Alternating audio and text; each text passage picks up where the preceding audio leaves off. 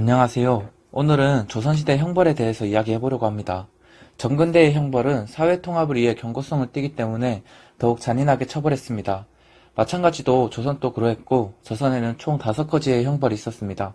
태형, 장형, 도형, 유형, 사형이 있었고 조선시대에는 따로 징역형이 없었습니다.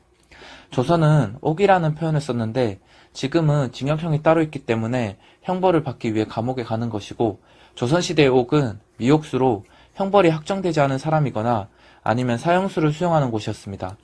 사형수도 아무 때나 사용하지는 않았습니다. 추수가 끝나고 다음 연도 농사가 시작되기 전에 실시했고 가뭄이 있을 때는 사형을 실시하지 않았습니다. 조선 초기에는 옥의 환경이 좋지 못해 많은 사망자가 발생했습니다. 세종 때는 이러한 현실을 고려해 옥의 설계에 관한 규정을 만들었습니다. 매년 4월에서 8월에는 새로 냉수를 길어다가 자주 옥 가운데에 바꾸어 놓아 더러운 물을 통해 전염병이 퍼지는 것을 막았습니다. 한여름에는 벌레가 많이 나오니 신선한 물을 주어 옥에 있는 사람들이 병에 걸리지 않도록 했습니다. 5월에서 7월까지는 위생을 위해 한 차례 지원을 받아 몸을 씻게 했습니다. 또 매일 한 차례 지원을 하면 2발로 감게 해줬습니다. 목욕을 할 때는 관료와 옥졸이 지켜 도망가는 것을 막도록 했습니다. 옥에서 주요 사망 원인은 동사였기 때문에 시어부터 정월까지는 집을 두텁게 깔아주었습니다. 또 정약용은 형틀의 고통, 토색질 당하는 고통, 질병의 고통, 춥고 배고픈 고통, 오래 갇혀있는 고통을 5가지를 옥살이의 괴로움으로 꼽았습니다. 토색질 당하는 고통은 이제 옥에 새로운 신참지수가 들어가면은 담당하는 이제 그런 관아에 일하는 사람에게 돈을 내야 했는데 이제 이 관아에서 일하는 사람이 수시로 돈을 요구했기 때문에 이런 토색질 당하는 고통을 이제 또 그런 옥살이의 괴로움으로 꼽았습니다.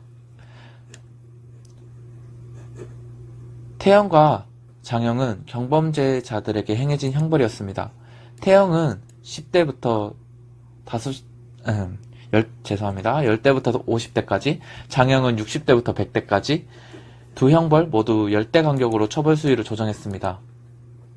태형과 장형은 대수의 차이도 있지만 매의 넓이의 차이도 있었습니다. 1.1m로 길이는 똑같지만 태는 8mm, 장은 1cm였습니다. 태형과 장형을 할 때 눕지 못할 경우에는 종아리를 걷게 해 무릎과 엉덩이 사이, 허벅지를 때렸다고 합니다. 우리가 흔히 사극에서 보는 곤장은 조선 전기에는 없었습니다. 곤장은 장형으로 볼 수 있는데 비교적 장은 얇고 고는 넓었습니다. 일반적으로 널쩍한 것을 가지고 때리는 것을 곤장이라고 했는데요. 조선의 형벌 중에서 대부분 명나라에서 가져온 것이 많은데 곤장에 관한 것은 명나라의 어떤 법률 책에도 나오지 않는 것으로 보아 조선에만 있었던 독특한 형구라고 볼 수 있습니다. 곤장이 실록에 맨 처음 등장한 것은 임진왜란 때입니다.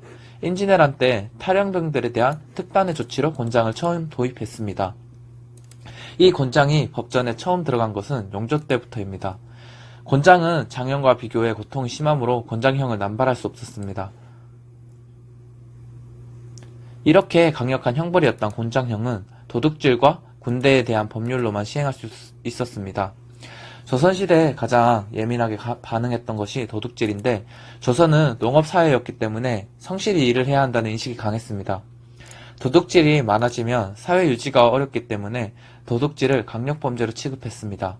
세종은 도둑질에 관해서만큼은 없었던 형벌도 다시 만들 만큼 엄벌로 다스렸는데 도둑질을 했던 전과자들을 쉽게 해내기 위해 경령을 실시했습니다.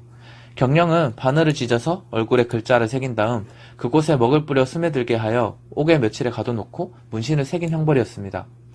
경령을 당한 사람은 동네 사람뿐만 아니라 가족에게도 버림을 받았습니다. 경령을 받은 자들은 동대문에 땅굴을 파고 먹을 것을 구걸하며 생명을 연명했습니다. 또 조선시대 주리가 나오는 것도 도둑질한 사람을 처벌하기 위해 도입한 것이었습니다. 네, 오늘 영상은 여기까지 하고 다음 영상은 도형부터 유형, 그 다음에 사형까지 다뤄보도록 하겠습니다. 구독과 좋아요 부탁드립니다.